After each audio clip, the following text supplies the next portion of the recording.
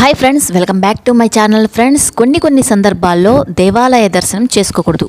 అవి ఏమిటంటే అంటు ముట్టు మైల పురుడు ఇలాంటి సమయాల్లో వాళ్ళు ఆలయ దర్శనం చేసుకోకూడదు. అదేవిధంగా జాతక చక్రంలో కూడా కొన్ని సమయాల్లో గోచార రీత్యా కొన్ని విధాలుగా మన గ్రహ సంచారం జరుగుతున్నప్పుడు ఆలయ దర్శనం చేసుకోకూడదు.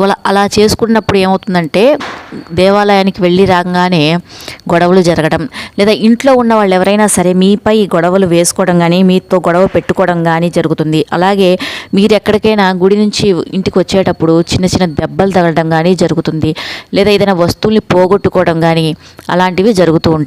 ఎలాంటప్పుడు ఈ దెబ్బలు కానీ గొడవలు కానీ తగులుతూ ఉంటాయంటే జాతక చక్రంలో 12వ స్థానం ఖాళీగా ఉన్నప్పుడు, అంటే మీ జన్మలగ్నం నుంచి 12వ స్థానం ఖాళీగా ఉన్నప్పుడు, అలాగే 6, 7 స్థానాల్లో ఆ స్థానాలకి శత్రుగ్రహాలు ఉన్నప్పుడు కానీ, లేదా ఇక 8వ స్థానంలో రాహు కేతు పాపగ్రహాలు ఉన్నా కానీ ఇవి దోషాన్ని ఇస్తాయి. అలాంటప్పుడు మీరు గుడికి వెళ్ళొచ్చినా ఏదైనా చిన్న తగాదలు కానీ గొడవలు కానీ దెబ్బలు కానీ ఇలా జరుగుతూ ఉంటాయి. మనశ్శాంతి అనేది ఉండదు. మీరు దేవాలయానికి వెళ్ళొచ్చినా మన కష్టాలు దోషాలు తొలగించుకోవడానికి దేవాలయానికి వెళ్తారు. అలాంటి దేవాలయానికి వెళ్ళొస్తేనే మనకి ఇన్ని కష్టాలు వస్తున్నాయని బాధపడే వాళ్ళు ఎవరైనా సరే ఒక్కసారి మీ జన్మ జాతకాన్ని చూపించుకోండి.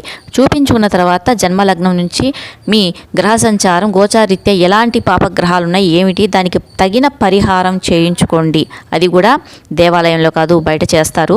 తగిన పరిహారాలు చేయించుకోవటం వల్ల అప్పుడు మీకు ఆ గ్రహదోషం అనేది తొలగిపోతుందంటే పూర్తి కాదు. ఎలా అంటే మీరు అప్పుడు గుడికి వెళ్ళొచ్చిన గొడ్డలితో వచ్చే ఆపద గోటితో పోతుంది, తలతో పోయే సమస్య తల పాగాతో పోతుంది అనమాట. మీకు అర్థమైంది కదా.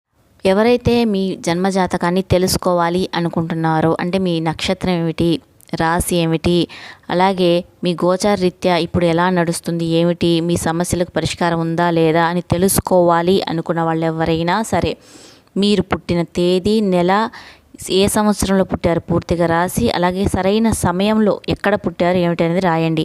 ఒకవేళ మీరు రాసిన కామెంట్ బాక్స్ అందరూ చూస్తారనుకుంటే నా ఇన్స్టాగ్రామ్ ఐడిని ఫాలో అవ్వండి.